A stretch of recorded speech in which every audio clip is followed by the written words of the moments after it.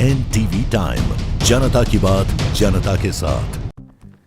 किसान संघर्ष समिति ने मूली तालुका के कलमाड़ गांव में किसानों की एक मीटिंग की। सुरेंद्रनगर के कलमाड़ गांव में किसानों को उनके अधिकारों के बारे में जागरूक करने और बड़ी बिजली कंपनियों के खिलाफ किसानों में एकता लाने की अपनी कोशिशों के तहत गुजरात किसान संघर्ष समिति ने 8 से 10 गांवों के किसानों की एक मीटिंग की, जिसमें पाल, अंबलिया, भरत सिंह झाला, रतन सिंह डोडिया, महेश राजकोटिया, राम कुभाई, करपड़ा, हेमंत विरदा, शक्ति सिंह, अजीत सिंह और दूसरे किसान नेता मौजूद थे। गुजरात किसान संघर्ष समिति के किसानों को जागरूक करने और हर बिजली लाइन के लिए लड़ने का फैसला किया गया, जिसके तहत वो 6 तारीख को मोरबी कलेक्टर के सामने बात करने जा रही हैं।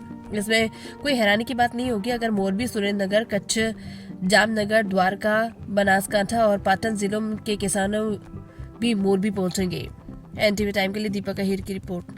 આજે કળમાદ ગામે જે 800 કેવીની લાઇન પાવર ગ્રીડની નીકળે છે એના માટે કળમાદ ગામ અને આસપાસના ગામના ખેડૂતો, એવી જ રીતે અમે અગાઉ જે 765 કેવીની લાઈનો મોરબી જિલ્લામાંથી નીકળે છે, માળિયા હોય, મોરબી હોય, આ બાજુ જામનગર હોય, બધાએ અત્યારે પહેલો અમારો પ્રયત્ન એ છે કે આના 1885 ટેલિગ્રાફ એક્ટ શું છે, 2003નો ઇલેક્ટ્રિસિટી એક્ટ શું છે, 2013નો જમીન સંપાદનનો કાયદો શું છે, 2017થી 2025 સુધીના રાજ્ય સરકારના પરિપત્રો શું છે, કેન્દ્ર સરકારની આ બાબતની SOP શું છે, રાજસ્થાન સરકારે હમણાં જ જે તાજેતરમાં નવી SOP આપી છે એ શું છે, આમાં કેરેલા સરકારનો કેરેલા હાઈકોર્ટનો હુકમ શું છે, આ બધી જ બાબતોને લઈ અને ખેડૂતોમાં નાની મોટી માહિતી આવે, ખેડૂતો સંગઠિત થાય અને જે રીતે દક્ષિણ ગુજરાતની અંદર ગુજરાત ખેડૂત સમાજ, ગુજરાત કિસાન સંઘર્ષ સમિતિએ જે લડાઈ કરી અને ત્યાં 74 લાખ રૂપિયાથી લઈ અને 1 કરોડ 74 લાખ રૂપિયા સુધી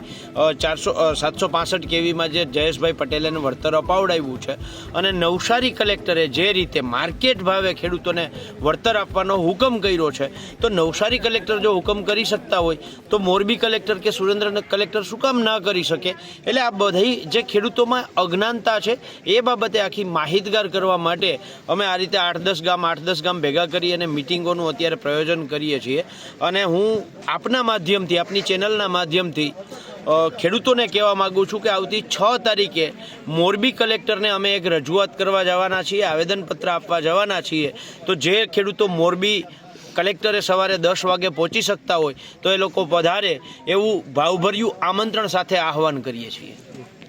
અત્યારે અડાણીવાળાની 800 મેગાવોટની જે લેન્ડ નીકળે છે, સુરેન્દ્રનગર જિલ્લો, મોરબી જિલ્લામાંથી પસાર થવાની છે, તે અત્યારે કંપનીવાળા આવી અને ખેડૂતને પૂછતા નથી ને ગમીના ખેતરમાં અત્યારે મંડે ખાડા ખોદવા। એટલે શું આ સરકારને કંઈ વળતર દેવડાવવાનું જ નથી? આ કંપની સરકારની કંપની છે કે શું, ખબર ન પડતી અમને? અને જે ખેડૂતના ખાડા અત્યારે સરકાર તમે નક્કી કરો કે ખેડૂતને કેટલા થાંભલે પૈસા દેવાના, અને તમામ ખેડૂતને કહું છું સુરેન્દ્રનગર જિલ્લાના અને મોરબી તાલુકાના ખેડૂતને કે આપણે બધા સંગઠન કરો। કાલ અમે કરમમાંથી શ્રી ગણેશ કર્યા છીએ, પણ એક કંપનીવાળાને મલકાતમ કરવા દોમાં। આ કંપનીવાળાના બાપની જમીન નથી, જમીન તો આપણા બાપની જમીન છે અને કંપનીવાળા પૈસા વગર મલકા કરી ખાડા ખોદવા માંડે એટલે કોને અમને એવી છૂટ આપેલી છે? અને કલેક્ટરને પણ વિનંતી કરશું, તમે કંપનીવાળાને કહી દો ખેડૂતને પૈસા વગર કોઈના ખેતરમાં કરે નહીં, નકર ખેડૂત શું કરશે ને એ બધી જવાબદારી કલેક્ટરની પણ આવવાની છે। તમામ કહું છું અને પોલીસવાળાને પણ વિનંતી કરી કહું છું, તમે મંજૂરી લીધા વગર આવતા નહીં, નકર આ ખેડૂત કાયદેસર તમારી માથે પણ કેસ કરવાના છે। એટલે તમે એમ ના માનતા કે ખેડૂત જવા દેવાના છે અને અડાણીના બાપની કંપની હોય ને તો ભલે હોય, ખેડૂતને પૂરું વળતર ચૂકવે। જો ગુજરાત સરકારને અડાણીવાળાને નફો કરાવવો હોય તો ખેડૂતના છોકરા 3 છે કે ખેડૂતને 5-5નું કુટુંબ છે એને એના છોકરા માટે વિકાસ કરવાનો હોય, વિકાસ કરીને એમની ના હોય કે એક થાંભલે અત્યારે ખેડૂતને 2 કરોડ રૂપિયા તમે આપી દો અને મહિને 50,000 રૂપિયા ભાડું આપો। તમારે જો આજીવન ખેડૂતની જમીન અત્યારે હોય 10 લાખનો વીઘો જમીન હોય, એમાં લેન્ડ કાઢી દો એટલે ખેડૂત તો પૂરું થઈ જવાનું છે, નથી એને થવાનું, કંઈ નથી થવાનું। એટલે તમામ અત્યારે કહું છું ખેડૂતને મોરબી 100 તારીખે કલેક્ટરને આયોજન પત્ર દેવાનું છે, તમામ સુરેન્દ્રનગર જિલ્લાના ખેડૂતને જવાનું છે। અને તમને એમ હોય કે આજ મારા પડામાં થાંભલો ચા આવવાનો હોય, કાલ તમારા પડામાં પણ થાંભલો આવવાનો હોય, 14 લેનું નીકળવાની છે 2 વર્ષમાં, કેટલી 14। એટલે તમામ ખેડૂતને નમ્ર વિનંતી કરું છું, 100 તારીખે મોરબી કલેક્ટર ઓફિસે આયોજન પત્ર દેવાનું છે। મોરબી જિલ્લાના માણસો આવવાના છે, સુરેન્દ્રનગર જિલ્લાના માણસોને તમામને પણ જવાનું છે અને આ કંપની સામું પડવાનું છે અને 2 કરોડ રૂપિયા આપે અને મહિને 50,000 રૂપિયા ખેડૂતને હપ્તો આપે, મહિને 50,000 રૂપિયા આપવાના, તો જ થાંભલો નાખવા દેવાનો છે, નકર થાંભલો નાખવા જ નથી દેવાનો।